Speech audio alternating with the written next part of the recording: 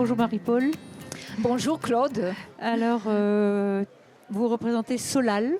Voilà, c'est cela, oui. Est-ce que vous pouvez nous parler de Solal? Depuis combien de temps ça existe et que fait Solal? Alors Solal, c'est une association qui a été créée en 2013 au niveau national et qui est là pour gérer les dons agricoles. C'est-à-dire, on communique auprès des agriculteurs pour les convaincre de ne pas détruire de la marchandise des invendus, mais plutôt de les inciter à donner. Donc nous faisons le lien entre les agriculteurs, les grossistes qui donnent, qui veulent donner des produits et les associations caritatives qui vont après les redistribuer à des populations qui sont souvent en grande précarité alimentaire. Et est-ce que vous êtes contente de la manière dont ça fonctionne avec les partenaires? Oui, mais bon, donc nous, on a créé Solal Sud quand même. Peut-être que je peux en parler là. Oui, parce oui, que bien sûr, là, absolument.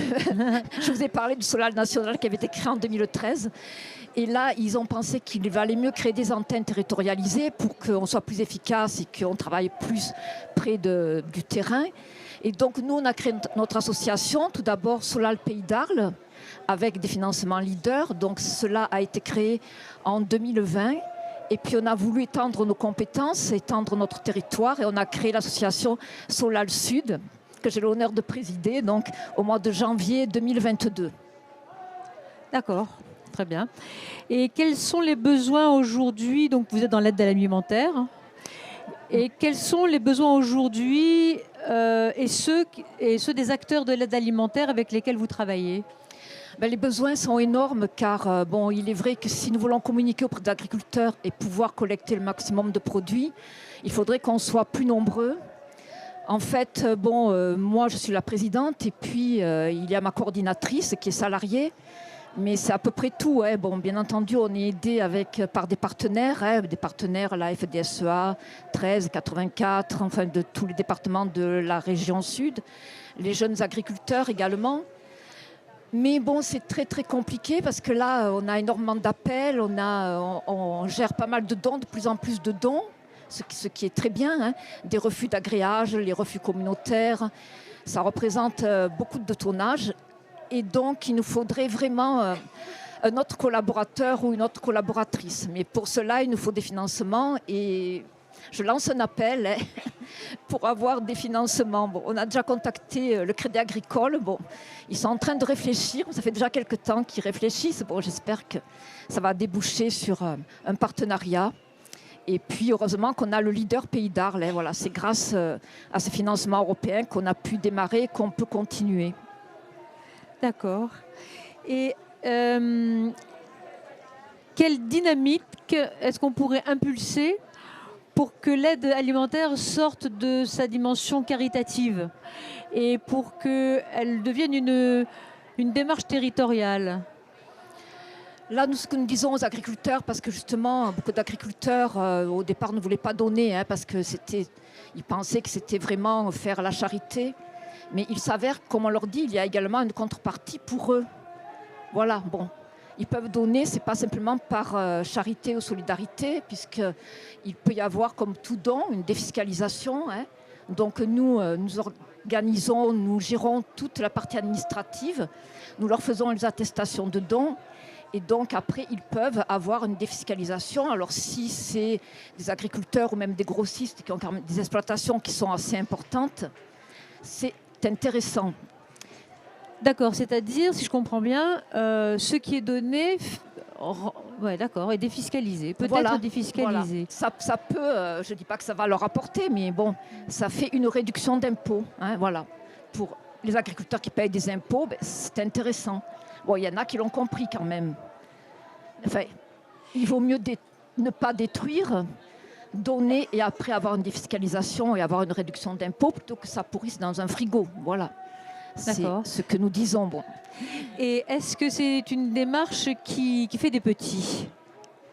Oui, parce que là, on est sollicité de plus en plus. Hein. Il y a beaucoup d'associations, justement des associations caritatives qui commencent à connaître Solal, qui nous contactent pour savoir comment on peut travailler ensemble.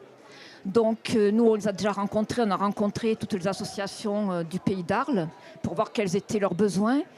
Et il est vrai qu'ils nous disent qu'il manque cruellement de produits frais, de fruits et de légumes. Donc nous, c'est ce que les dons, c'est surtout bien entendu des produits frais. Hein, voilà, donc Il faut à tout prix qu'on arrive à resserrer les liens, hein, et c'est pour cela qu'on organise des événements comme les Journées nationales du don agricole, dont la première aura lieu le 23 septembre, la semaine prochaine, sur le mine de Cavaillon, et la deuxième le 29 septembre sur le mine de Château-Renard. Et alors, comment ça se passe, une journée nationale de dons agricoles? Ben là, on communique encore plus, on envoie des textos aux agriculteurs, aux grossistes, sur les réseaux sociaux également, donc on les appelle, hein, parce que le lien direct, c'est quand même le plus important.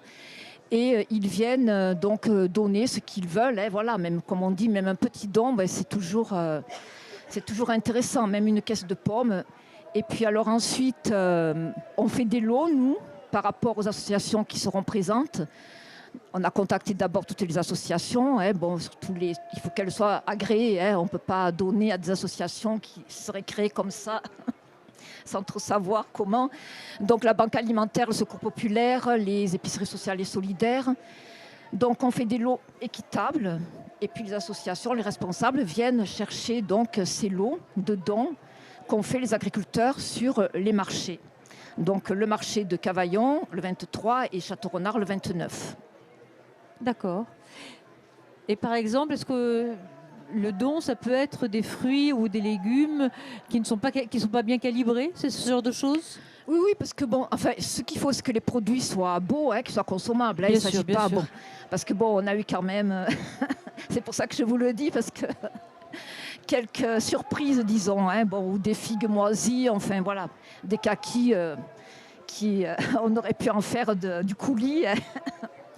Nous, on est obligé quand même de retrier après, parce que je dis, c'est pas la poubelle, on donne, c'est après pour un public qui est en grande précarité, il faut leur donner de beaux produits.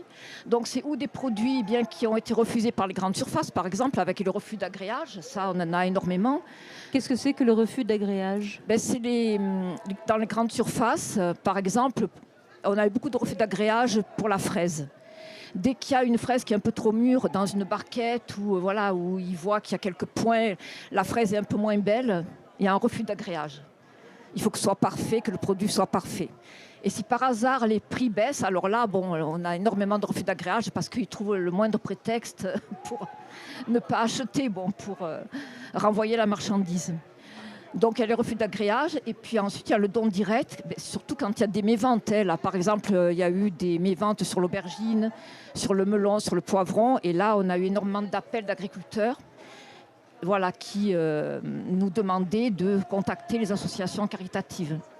Alors il faut que les associations caritatives viennent sur l'exploitation. Ça, c'est primordial. Hein, c'est pas aux associations, c'est pas à l'agriculteur à se déplacer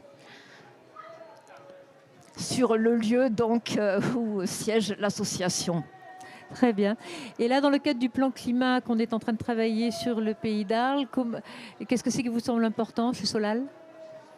C'est très important d'éviter toute cette destruction de marchandises parce que ça représente énormément. Hein. Surtout par exemple, quand il y a des méventes, souvent des produits ne sont même pas coupés. Par exemple.